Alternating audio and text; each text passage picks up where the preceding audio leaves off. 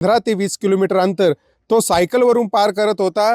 त्यावेळी तो त्याच्या कमरेला बंदूक लावून फिरायचा आणि त्या माध्यमातून इथल्या परिसरातील नागरिकांवरती, शेतकऱ्यांवरती एक प्रकारे दहशत निर्माण करण्याचा प्रयत्न त्याने केला होता।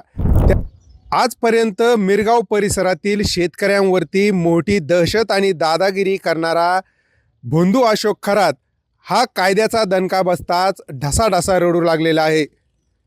कालपर्यंत हाच खरात ज्यावेळी मिरगावातील आपल्या या आलिशान बंगल्यामध्ये यायचा, त्यावेळी 2-3 दिवस तो ज्यावेळी या ठिकाणी थांबत होता, त्या दरम्यान तो ज्यावेळेस सकाळी 7 ते 8 वाजेच्या दरम्यान ज्यावेळेस इथून व्यायाम करायचा म्हणून सायकलवर बाहेर पडत होता आणि परिसरातील 15 ते 20 किलोमीटर अंतर तो सायकलवरून पार करत होता, त्यावेळी तो त्याच्या कमरेला बंदूक लावून फिरायचा आणि त्या माध्यमातून इथल्या परिसरातील नागरिकांवरती, शेतकऱ्यांवरती एक प्रकारे दहशत निर्माण करण्याचा प्रयत्न त्याने केला होता।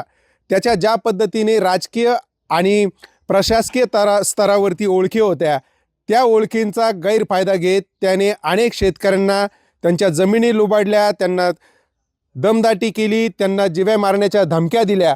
अशी एकंदरीत सगळी दहशत या भोंदू अशोक खरात याची होती। मात्र जेव्हा महिला अत्याचार प्रकरणात या भोंदूला अटक करण्यात आली आणि पोलिसांनी त्याला कायद्याचा हिसका दाखवला, तेव्हा आता तोच भोंदू अशोक खरात म्हणतोय नाशिक जिल्हा कायद्याचा बालेकिल्ला। त्यामुळे आता या भोंदूची जी सगळी पोलखोल झालेली आहे आणि पोलिसांच्या कायद्याच्या कचाट्यात तो अडकलेला आहे। यानंतर तरी आता या परिसरातील दहशत कमी होईल अशीच अपेक्षा व्यक्त करूयात। सचिन मनसोडे, साम टीव्ही न्यूज, मिरगाव, नाशिक।